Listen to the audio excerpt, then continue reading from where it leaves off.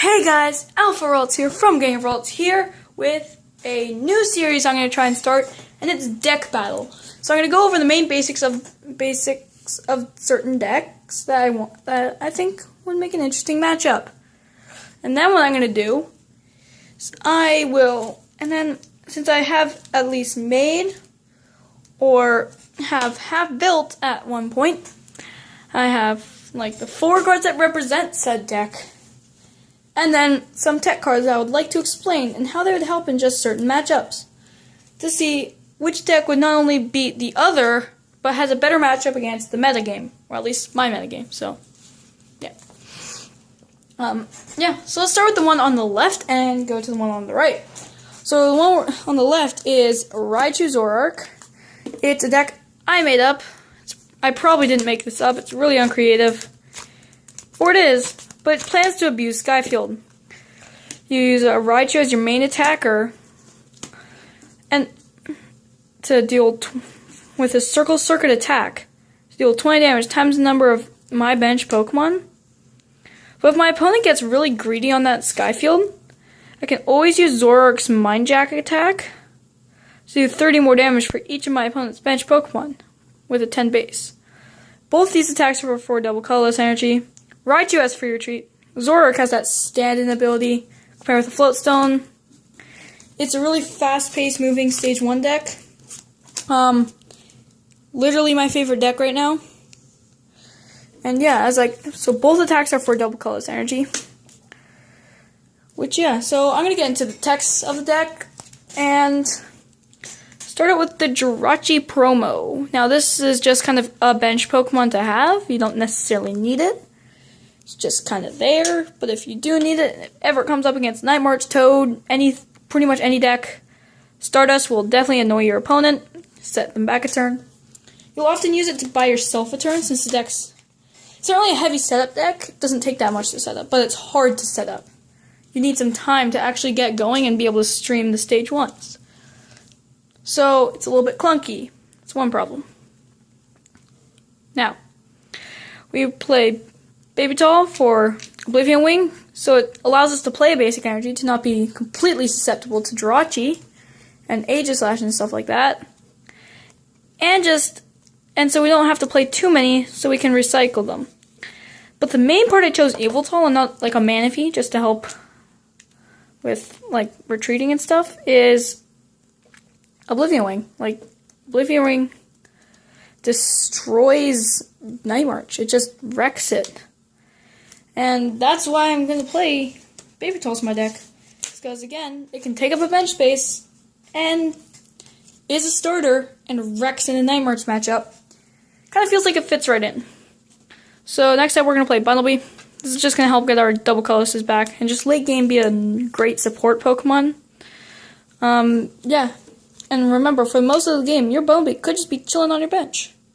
Just waiting to come out. Again, which is making your Circle Circuit more powerful, so. A lot of this stuff is just amazing. A lot of the stuff is kind of situational, but it just chills on your bench until you need it, so. Powering up your Circle Circuit. Play Teammates. Like I said, the deck can fall behind fairly easily, so I believe that Teammates is an amazing card in the deck, and deserves to be mentioned.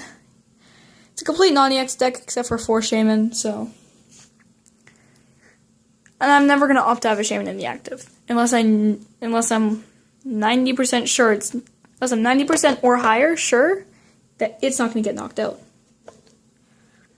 Move the camera forward a little bit. I really can't. We're going to play Floatstone. We actually play 2 Floatstones. Attach them to your 2 Zoroarks. Do good stuff. Muscle Band. You really need the Muscle Band to make the Raichu work and be able to hit that 180 sweet spot. And it just really helps with the Zoroark also, as well, because Zoroark is just really, sometimes they just haven't benched enough, and you just need that extra damage in. Zoroark can provide that. So, moving on to the right side, which is Water Box. Now, I decided the cards that best represent it, well, in my version at least, Seismitoad, Manaphy, Articuno, and Max Elixir. Some of you guys might not have heard of this deck, and I like this segment.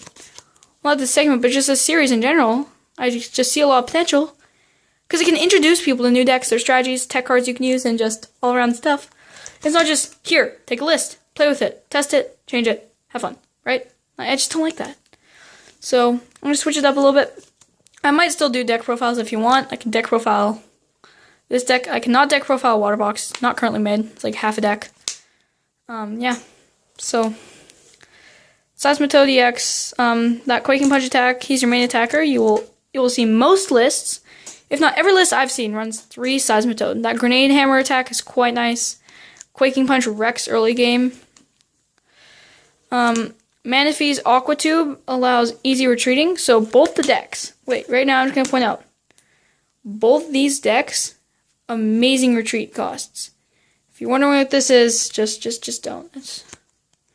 I don't know what it is myself, so. It's not even a medical thing, I just taped a bunch of wooden chopsticks on. So yeah, the Manaphy allows easy switching, so they both have easy switchability. This one's more consistent, faster, but EX deck. Both have their strengths, weaknesses, right? Mind you, it does have an Articuno in it, and the Articuno can take extra prizes, just amazing all-around card. Max Elixir fuels the deck since you don't run any special energy cards. And you just run like 11-ish water energies, so Max Elixir, you need 4 of them for the deck to work. Now, Suicune. You use him for a Wind Charm, you need it to beat Jolteon. You don't play any evolutions in this deck, so you kind of need the Suicune to deal with Jolteon. When Regice helps, it really helps deal with EXs in general. I bumped the camera there. And yeah, it's just amazing. Ice Beam isn't bad, but if you can get like Resistance Blizzards off fast against like a Mega Manectric deck, you're just gonna go flying out ahead. That's it for the Pokemon I'm gonna go for.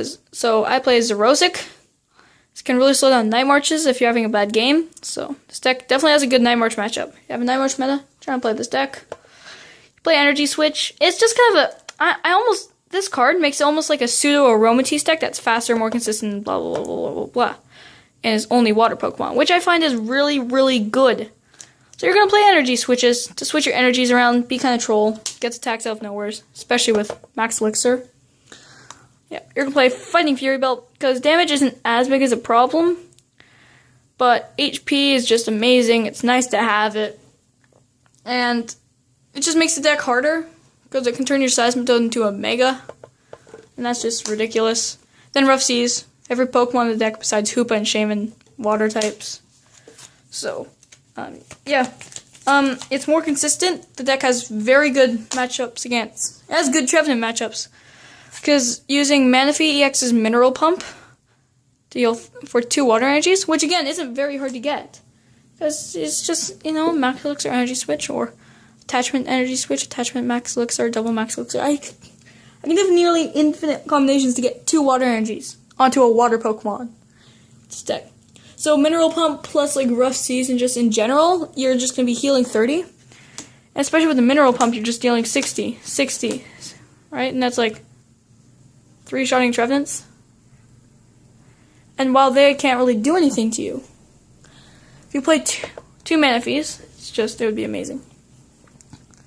So yeah, that's it for this episode of Deck Battle. Let me know in the comments who you think is better. I nearly forgot the winner, guys. So the winner, I have to say, depends. To be honest, I'm trying to make these evenly, and this one's surprisingly even. The Raichu Zoroark deck is great. It's just dependent on your meta, right? Raichu Zoroark is a great deck all around. Doesn't really have an auto loss besides, like,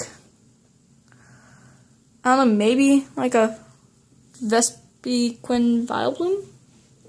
That deck's not played in one round in best of ones, so I wouldn't worry about that for me if I were me. But yeah, the deck it's really good all around. It has potential to be super fast with the 4 Shamans, and like it has 3 Level Ball, 3 Ultra Ball, so it has the potential to be a really fast deck. And if you have a really fast game, you're gonna wreck. But on the other side, the Seismitoad, the Water Box deck, you're gonna have fast games a lot, but you don't hit nearly as hard as often, and you just can't really hit as hard in general. It's really a 2-shot deck, and unless it's facing an EX deck, then it's gonna be a 1-shot deck.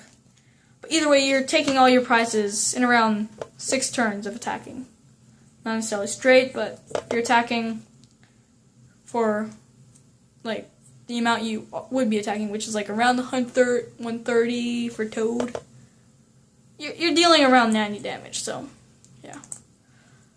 So yeah, that's this version of deck battle. I really like it, and I do believe that again, it's situational, but you let me know in the